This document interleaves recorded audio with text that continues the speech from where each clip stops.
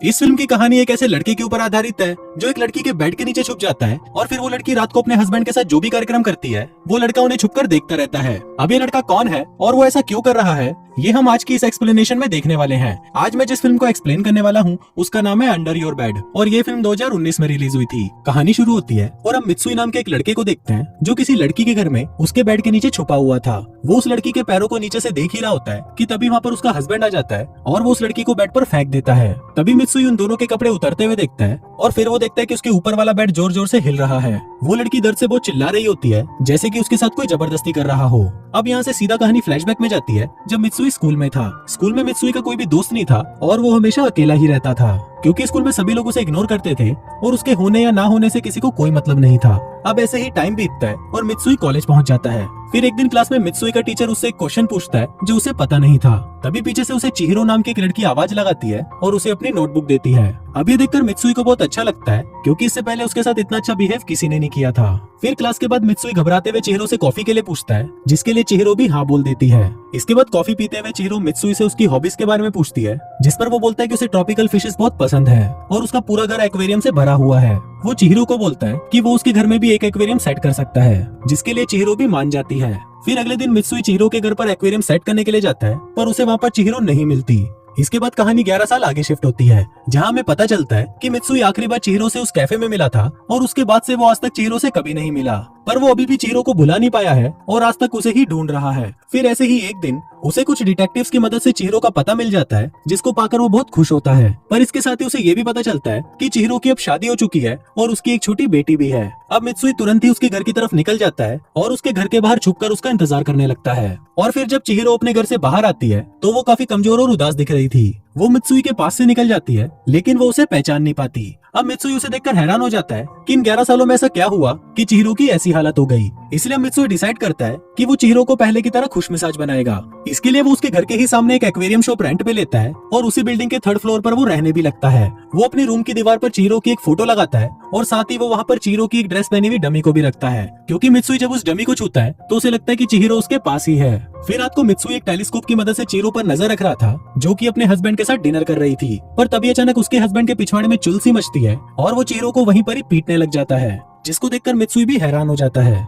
फिर अगले दिन मित्सुई चिहिरो के घर के बाहर जाता है जहाँ वो देखता है कि चिहिरो अपने हस्बैंड को ऑफिस जाते हुए गुड बाय बोल रही थी। अब उन दोनों को देखकर ऐसा बिल्कुल भी नहीं लग रहा था कि कल रात उन दोनों के बीच में कुछ हुआ था। पर जैसे ही चिहिरो मुड़ती है तो हम देखते हैं कि पीटने की वजह से उसकी एक आंख सूज गई थी। अब ये देखकर मित्सुई भी समझ जाता है कि चिहिरो और उसके हस्बैंड के बीच में कुछ भी ठीक नहीं चल रहा। अब इसके बाद से ही मित्सुई चिहिरो के घर के बाहर एक फूलों का गुलदस्ता और एक कार्ड रखा करता था जिसको चिहिरो रोज कूड़े में फेंक दिया करती थी।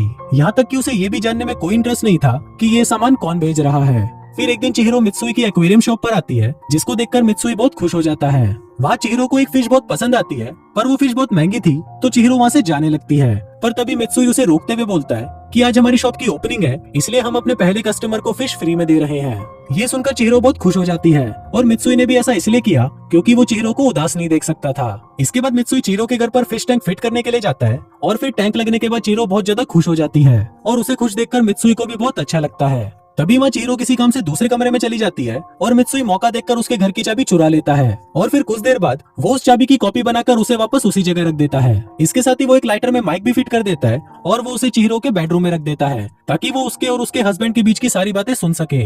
इसके बाद मित्सुई वापस अपने घर आ जाता है और फिर रात को जब चिहिरो का हस्बैंड वापस घर पर आता है तो उस माइक की मदद से मित्सुई को पता चलता है कि चिहिरो का हस्बैंड उसे बहुत मारता पीटता है। अब ये सुनकर मित्सुई को बहुत ज्यादा बुरा लगता है पर वो बेचारा कुछ कर नहीं सकता था। फिर अगले दिन जब चिहिरो अपनी बेटी को घुमाने के लिए बाहर जाती है तब मित्सुई चुपके से उसके घर में जाकर फिश टैंक को साफ कर देता है और साथ ही वो लाइटर में माइक की बैटरी को भी चेंज कर देता है। अब ऐसे ही करते हुए कुछ दिन बीत जाते हैं और फिर एक दिन हम देखते हैं कि मित्सुई चिहिरो के घर में से सफाई करके बाहर निकल ही रहा होता है कि तभी उसे याद आता है कि वो अपनी डुप्लीकेट चाबी तो चिहिरो के कमरे में ही भूल गया है। पर तभी वहाँ पर चिहिरो भी वापस अपने घर आ जाती है। अब मित्सुई के पास दूसरा कोई रास्ता नहीं था इसलिए वो चाबी को वहीं छोड़कर वहाँ से चला जाता है। अब ऐसे ही कुछ दिन और बीत जाते हैं और अब मित्सुई को लगने लगता है कि रोज चिहिरो के घर पर ऐसे आना जाना ठीक नहीं है। इसलिए वो एक दिन पूरी तैयारी करके चिहिरो के घर पर जाता है और उसके बेड के नीचे जाकर छुप जाता है। फिर रात को जब चिहिरो का पति वापस आता है तो मित्सुई चिहिरो के साथ हो रही जबरदस्ती को उसके बेड के नीचे से महसूस करने लगता है। इसके बाद अगले दिन जब चिहिरो का हस्बैंड सोकर उठता है तो उसे वहाँ पर मित्सुई का भेजा हुआ एक कार्ड मिल जाता है। अभी देखकर उसको बहुत गुस्सा आता है और फिर वो चीरो को कुत्ते की तरह पीटना शुरू कर देता है,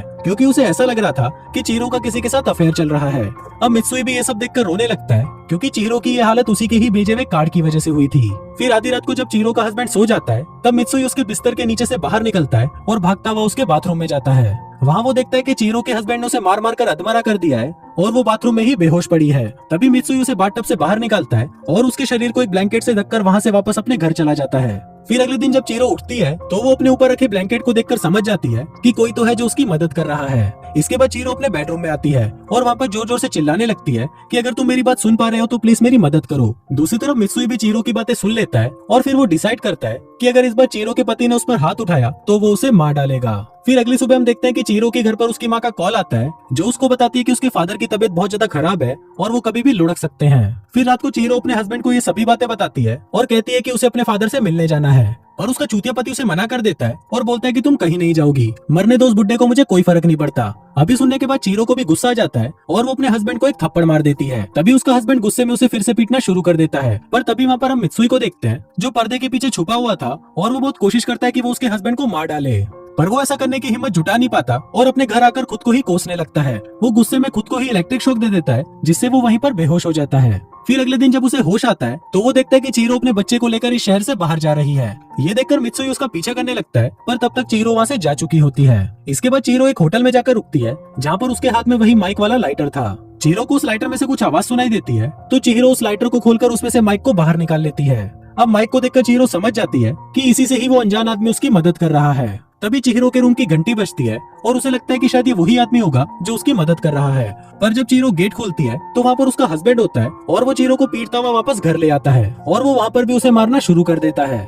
चीरो अपने आप को बचाने की कोशिश भी करती है, पर वो इसमें नाकामयाब रहती है। लेकिन तभी वहाँ पर मित्सुई आ जाता है और उसके हस्बैंड को इलेक्ट्रिक शॉक देकर बेहोश कर देता है। अब इससे पहले कि वो वापस होश में आता, मित्सुई उसका गला घोटकर उसे मार डालता है। वहाँ चीरो देखती है कि ये वही एक्वेरियम वाला आदमी है, पर वो उसे पहचान नहीं पा रही थी कि ये वही लड़का है जिससे वो 11 साल पहले मिली थी। फिर अगले दिन मित्सुई पुलिस स्टेशन जाकर खुद को सरेंडर कर देता है। वहीं दूसरी तरफ चीरो उससे मिलने उसके घर पर आती है, लेकिन वहाँ पर कोई नहीं होता, पर उसे वहाँ पर उसके कॉलेज की कुछ फोटोज मिलती हैं, जिसको देखकर उसे याद आ जाता है कि ये उसका क्लासमेट मित्सुई है। इसके बाद चीरो भागते हुए पुलिस स्टेशन जाती है और मित्सुई को उसका नाम लेकर बुलाती है। अब चीरो के मुंह से अपना नाम सुनकर मित्सुई बहुत खुश हो जाता है और इसी के साथ ही ये फिल्म यहीं खत्म हो जाती है।